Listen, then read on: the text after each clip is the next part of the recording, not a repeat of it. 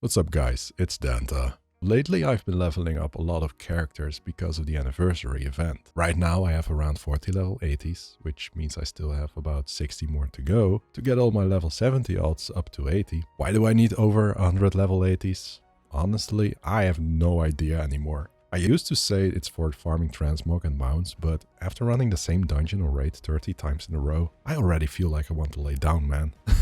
There is no way I would have leveled this many characters if I had to go through the War Within content on every single one. I've done it 18 times already, and let me tell you, I never ever want to do it again. So I guess thank you Blizzard for the anniversary event, which will last until January 6th. So right now, spamming time walking dungeons is the fastest and most sane way to go from level 70 to 80. I wanted a way to level my characters on my first and second paid accounts as quickly as possible. So for the first time, since I started playing World of Warcraft back at the end of Wrath, I decided to make a twink to boost my characters to level 80 through time walking dungeons. After playing around with it for a while, I thought I'd make a guide video for those of you who also want to start doing this, but aren't sure where to begin. Now, if you remember Mists of Pandaria Remix, it's kinda like that, but with a few differences. Anyway, since I have no idea how long this video will be, let's jump into the video and go over how to set up a twink, what gear to farm, which enchants and gems to go for, how to use it for boosting, and maybe I will throw in some tips to help you along the way. Since this was my first time making a character to boost my main account, I made a few mistakes, which I will try to help you avoid.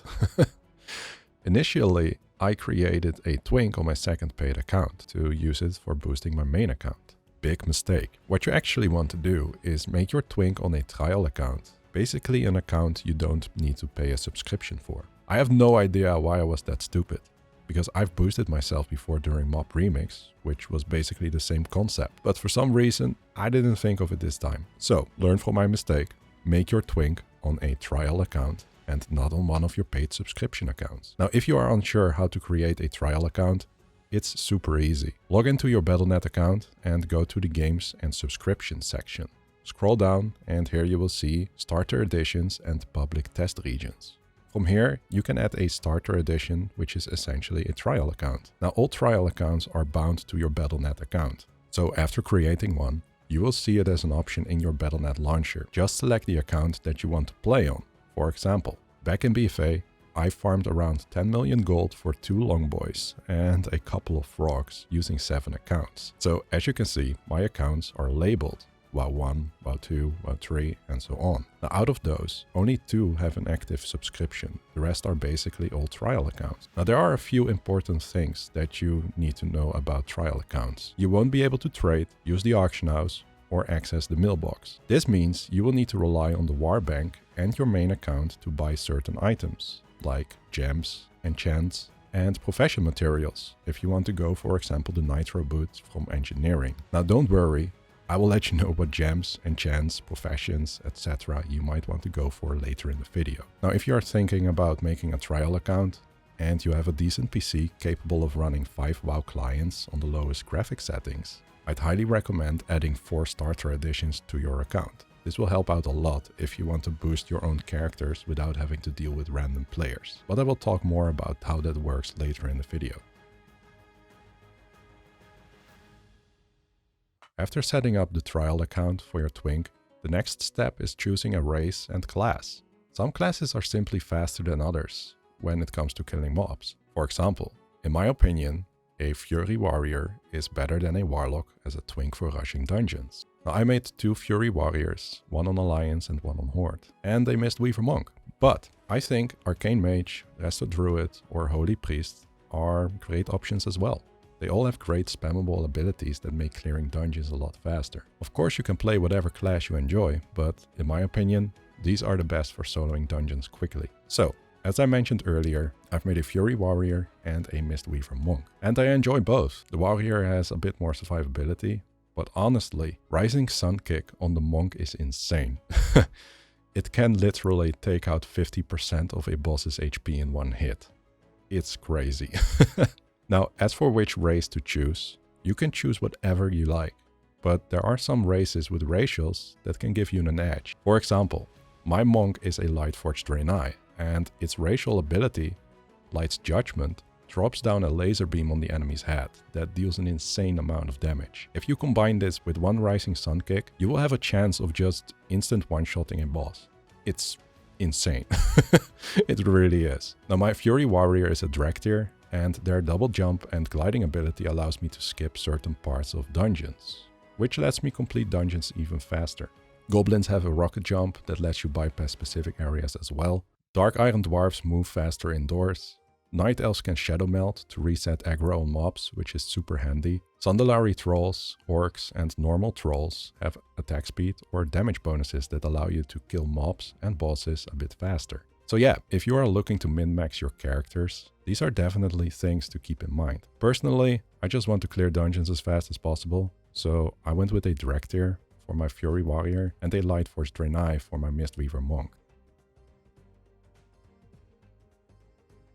Now we are getting to the most important part, gearing your twink. Now a lot of BIS, or best in slot items, come from normal TBC dungeons. The reason why is because most of the TBC items have sockets on them, and for a twink, gear with sockets are great. It lets you stack stats, gain passive self-healing, and even increase your movement speed. That said, before you can farm specific pieces from TBC dungeons, or any dungeon that you need gear from, you will need to gear up your twink enough to solo those dungeons in the first place. Now, before anyone asks, what gear should I get and where can I get it? Don't worry, I will include links in the description to the armory profiles of my twinks. I might even put together a list of important items and where you can get them. Oh, and I will also put down a link to a website called XP Off, where you can check out builds and maybe get some inspiration for your setup. Now, if you are making a twink during the 20th anniversary event, you are in luck, because this event gives you access to some great gear right from the start, which, depending on your class, can immediately make it possible to solo dungeons, especially if you add the lifesteal enchants to your weapons. At the celebration area in Tanaris, you will find two vendors. A PvP vendor that sells gear for Marks of Honor and some time-warped badges, and there is a classic time-walking vendor which sells gear for time-warped badges only. Now with these vendors, you can quickly gear up your twink and easily get started on farming specific gear pieces from whatever dungeon you need. So basically what you want to do is buy every item you can from these vendors, focusing on pieces with the stats your class/pack needs. Now to make things a lot easier to understand, I guess I'll just explain how I geared up my Fury Warrior, because I feel most people will start with a Fury Warrior twink anyway. They are so easy to make overpowered while staying tanky as a DPS. It's crazy. Now, if you are going for a different class, don't worry. The general process for gearing up stays the same. You will just want to focus on different gear pieces and enchants. For example, on my Warrior, I focused mainly on haste, while on my Monk I went with a mix of haste and verse. So I made a Drag tier Warrior, which starts at level 10.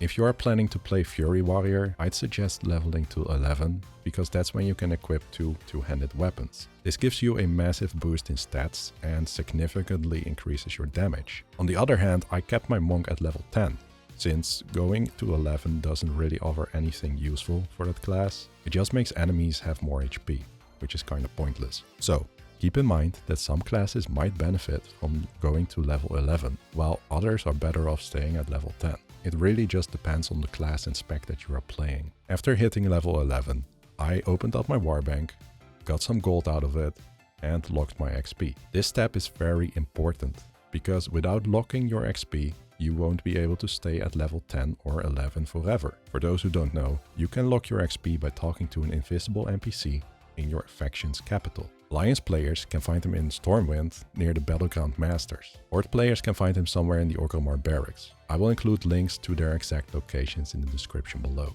So, I went to the guy that can lock my XP, gave him 10 gold, and he made sure I wouldn't be able to level up anymore. Then I headed to the celebration area in Tanaris. Here I bought every piece of gear that I could, focusing mainly on items with haste and crit stats. For weapons I picked up 2 Pendulum of Dooms and enchanted them both with lifesteal.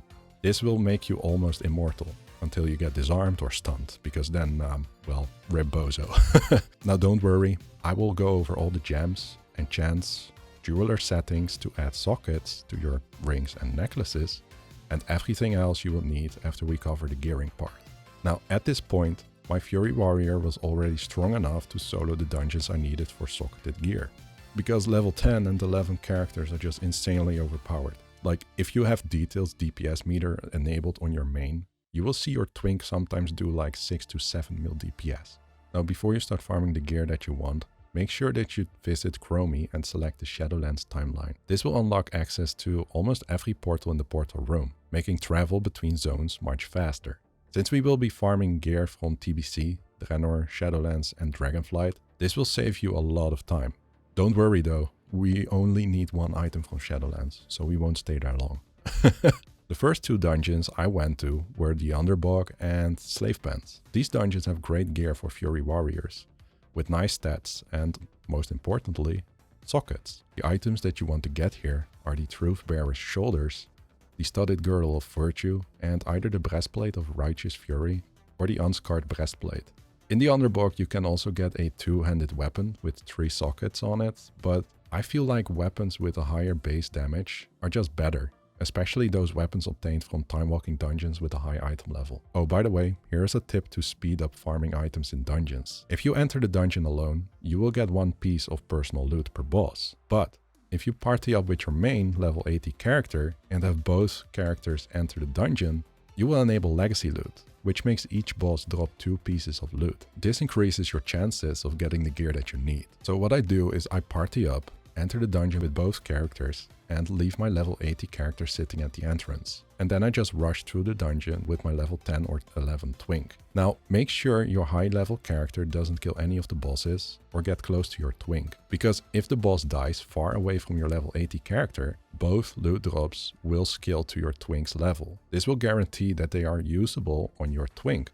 Once I had the shoulders, chest and belt from the Underbog and Slave Pants, I moved on to the Blood Furnace. Here I farmed the Bloodlord Black Plates and Iron Blade Gauntlets, which luckily both drop from the first boss, so farming these pieces ain't that bad. After I was done with the TBC dungeons, I went to Zangarmarsh to complete 7 or 8 simple quests. Completing these quests will reward you with the Circle of Stalwart's helmet, which comes with 3 sockets and 3 crit. I will have a link in the description to these quests for you. Now, if you are feeling lazy and you don't want to spend 30 minutes questing, then you could also go for the Helmet of the Constructor, which drops from Scarvald and Delrun in Utgard Keep. Now, once I had farmed all of these items I needed from TBC, I made my way to the Dragon Isles. Once there, I flew over to the Forgotten Creation rare in the Azure Span. This rare drops a necklace called Amnesia. Now, the reason why we want this necklace is because you can actually put sockets on it. Now, I've seen this necklace drop every time on the first kill, but according to Wowhead, it's only got a 76% drop rate, so if RNGesus doesn't love you, just keep killing him until it drops, I guess. After grabbing my Amnesia necklace, I moved on to Draenor, using the portal to Ashran. Now, if you've got a mage on your main account, you can just have them make a portal for your Twink to wherever the hell you need to go. Honestly, this might sometimes be easier, especially since Chromie time can be super random and won't always let you use certain portals. Once in Draenor, I flew over to Silvermoon Valley to get the Grekka's Dentures trinket from Grekka's urn. This trinket gives you 5 haste and a chance to proc 27 strength, which is pretty good for a Twink build. After that, it was time to visit the best expansion ever, Shadowlands. And if that wasn't bad enough, we've got to go to the Necrotic Wake for this one. Now, if you can't fly to Bastion straight away, you might have to do a couple of intro quests in Oribos till you can fly to the different zones. Now, the item that we are farming here is the Stitchflash's Misplaced Signet. Now, the reason why we want this ring is because you can actually put 2 sockets on it. If you have a class that wants different stats, then you can also grab the ring from Siege of Boralus and put 2 sockets on it as well. Now, because these rings are part of this season's Mythic Plus rotation, you are able to actually put 2 sockets on them. So make sure to take advantage of that while you can. As I mentioned earlier, you will want to bring both your Twink and your main into the dungeon for a better chance at loot. The only issue here is that the boss is so close to the entrance that one of the drops will always be scaled to the level of your main. So you will need to get lucky and hope that Stitchflash's Signet scales to your Twink's level. Now, the upside is that you can have your main clear the trash and kill the boss, and all you have to do then on your Twink is loot the boss and hope that the Signet drops. Now, I farmed this ring twice now, once for my Alliance Warrior and once for my Horde Warrior. Now the first time it took me around 30 attempts before I finally got the damn ring. Now it wouldn't have been so bad if it weren't for the hourly instance lockout. For those that have no idea what I'm talking about, entering too many instances within an hour gets you locked out for a bit. This means that you will have to do something else for an hour before you can enter the dungeon again. Like for example, I don't know, recreate the entire Blizzard World map from Overwatch in Planet Coaster 2, which will take ages to finish. Anyway, once you've got the ring, there's only one more thing that you need, a second trinket. For this there are plenty of options from Time Walking Dungeons. For example, Rammstein's Lightning Bolt, the Shard of Contempt, and Icon of Unyielding Courage. There are a lot of second trinket options out there, and honestly, it won't make a huge difference in how fast you can solo dungeons, so feel free to experiment with it. So, now it's time to get on our main and buy some enchants, gems, and profession materials if you plan to use those on your twink.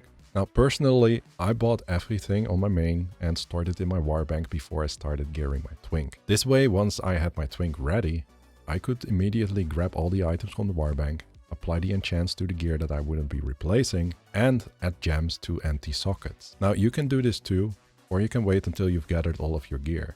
It's entirely up to you. Now there's just one exception, the lifesteal enchants for your weapons. You should buy and apply them before you start gearing up your twink. The lifesteal is ridiculously strong and will make soloing dungeons way easier. So, what should you buy?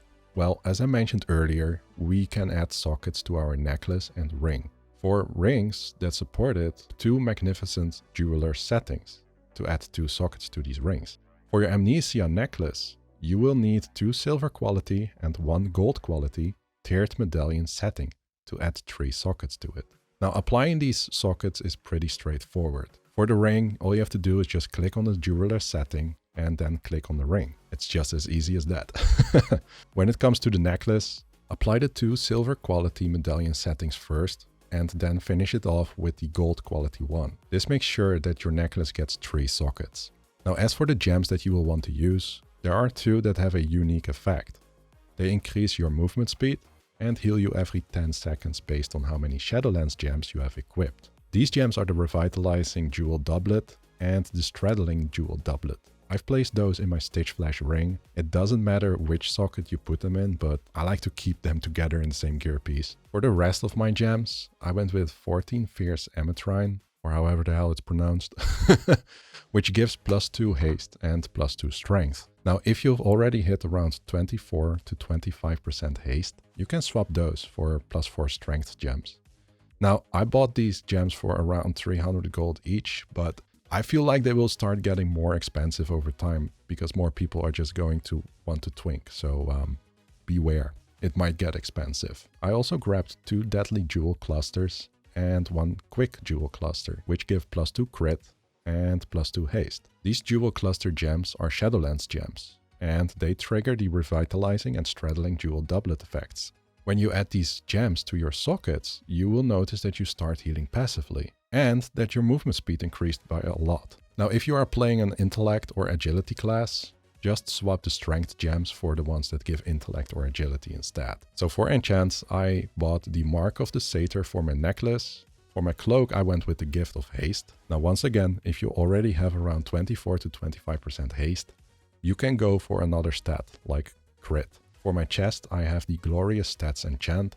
My wrists are enchanted with Exceptional Strength, and my gauntlets have Super Strength. On my boots, I have Earthen Vitality, but I might switch it to Pandaren Step for extra mastery instead of stamina. Now, for my rings, I use the Accord of Haste enchant, and as I mentioned before, both of my weapons have the Lifesteal enchant. At this point, you should have around 24 to 25% haste and 45% movement speed. Now for the professions, there are a few that let you apply an enchant to your legs and shoulders. To put a 1 crit and 1 strength, agility or intellect enchant on your pants, head to Kunlai Summit in Pandaria and talk to the leatherworking trainer. Now the best part about this is that you don't have to level up the profession at all. All you need is just 3 Eternium threads, which can be bought from the auction house or a general goods/tailoring vendor in Pandaria. Now once you've enchanted your legs, you can unlearn leatherworking. For enchanting your shoulders with one primary stat and one secondary stat, you will need 50 Cataclysm Inscription. I bought 200 Blackfellow ink with my main and started crafting stuff on my twink until I hit 50 inscription. Lastly, you might want to enchant your belt with the Nitro Boots enchant from Northrend Engineering. This enchant allows you to activate your belt and run super fast for a few seconds. Sometimes though, the belt might malfunction and start dealing damage to you instead, so keep that in mind. Now, to use the Nitro Boots enchant, you need 30 Northrend Engineering. So I will leave a link in the description to a website that shows you the easiest way to reach 30 Northrend Engineering. You can also use this site if you want to level up another profession to max in the easiest way possible. So yeah, guys, that's basically how I get my twink ready for boosting my characters. Alright guys, now it's finally time to start boosting our characters to max level. Now, as you might have noticed, if you make a party with your twink, the other players in that party won't be receiving any XP. You will see a debuff on the other characters that basically say that you won't get any XP anymore. To be able to boost your own characters, you need to get into a group with them without actually making a party. This can be done in two ways. The easiest way requires you to have 5 accounts, so your main account and 4 trial accounts. This is why I said earlier that if your PC can handle running 5 WoW clients on low settings, you should add 4 starter editions or trial accounts to your Battle.net. This is how I end up in the same group as my twink without actually partying up. I open up 5 WoW clients, 2 of which are the ones that I pay a subscription for. So those are the characters that I want to boost to level 80. I invite my characters from my second account and the trial accounts.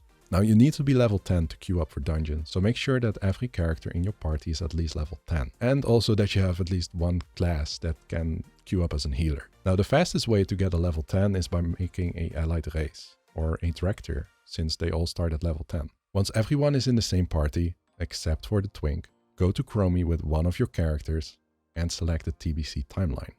After that, you want to do the same thing on your twink. So you want to go to Chromie and select the TBC timeline on your twink as well. Now, after doing this, you will be able to specifically queue for a TBC dungeon. I usually queue up for Hellfire Ramparts with my 4-man party, so 3 DPS and 1 healer. After that, I go on my twink and queue up as a tank. Now, after queuing, all you want to do is just wait. If all of your characters get the same dungeon pop up at the same time, you will be able to enter and be in the same party. However, none of the characters you want to boost will have the XP debuff. All you have to do now on your twink is change your spec back to Fury, because after you queue up as a tank, the game will immediately put you in prot spec, so just make sure you swap back to Fury. Once you swap back to Fury, you can just rush to the last boss and kill it. After killing the boss, you can re-queue for random time walking dungeons and start the boosting. This is the easiest way to get into a party with your twink. If you can't run 5 clients at once, you will have to hope that your twink and main characters get the dungeon pop-up at the same time. Another option could be to ask a friend or a guildie if they want to join. Now sometimes when I'm feeling generous, I remove my healer and 1 DPS after getting my twink in the same group as the characters that I want to boost. That way 2 random lucky players will have a chance of getting boosted to 80 as well. Now that being said, I always use a total of 3 accounts. The reason for this is because sometimes you will get a random player, like for example, a red paladin. When they see my 2 characters standing still at the entrance, they always try to kick my characters, even though they do next to no damage compared to my twink. Like holy f***. But anyway, when you have 3 of your own characters in the dungeon, you will never be able to get kicked, since they need the majority vote. Now this also means that if there is someone toxic in your group, you will be able to kick him or her no matter what. So yeah, that might be something to keep in mind. Now when you enter a time walking dungeon, just rush to the last boss. That's what gives you the end of dungeon XP, which is what makes you level up so fast. Now some dungeons let you skip almost everything, including bosses, especially in the classic and TBC time walking dungeons. For example, in the Dire Maul Capital Gardens, you can basically walk straight to the last boss. All you have to do is make sure that you don't aggro the first boss. In the other Dire Maul dungeon, the Warpwood Quarters, kill Zephyrim, go back to talk to the tree, and go down to kill the last boss. In Zul'Farrak, you can rush to the prisoners, unlock the cages, kill the 2 troll bosses down the stairs, talk to the goblin, and then kill the last boss. In Stratholme Main Gate, you can rush straight to Balnazar, Same for the Botanica and Underbog dungeons. Now I like Underbog the most, especially as a Drektyr or another race that can launch itself forward because you can jump over a gap and rush to the last boss. In general, these dungeons where you can skip bosses can take only 5 minutes per run, which is crazy. Now I bet there are more dungeons where you can skip bosses and stuff, but these are the ones that I can immediately think of. So, when you complete a dungeon, just keep requeuing until the character that you want to level up reaches level 80. Now if you are doing this during the 20th anniversary, you will also get 2 celebration tokens on each character in your group, if you've collected at least 100 of those tokens already. So it's also great for farming tokens. Right now I have around 800 celebration tokens, while I already bought everything that I could buy with them. But you can turn those celebration tokens in for time warped badges, which is great. But yeah, guys, that's basically how I make a twink, gear it up, and use it to boost my characters. Now, like I said, I'm pretty new to twinking, so I bet there are things that could be improved, but I think I made a pretty good character already. As I mentioned before, you can go to this website, XP Off. I have a link in the description below, but if you need any help with like getting a certain class ready for twinking, or you want to take a look at someone else's build, you can just go there and it should help you out. Anyway, I hope this video was helpful for some of you and that you've liked the video. If you did and you want to see more content like this, then please consider subscribing. Also, if you have any questions or maybe even suggestions for different kind of items, just let me know in the comment section below. With that being said, thanks for watching. I hope you guys have a great day and I'll see you in the next video, which might be about how to easily get the Nemesis titles from Warlords of Draenor. Bye.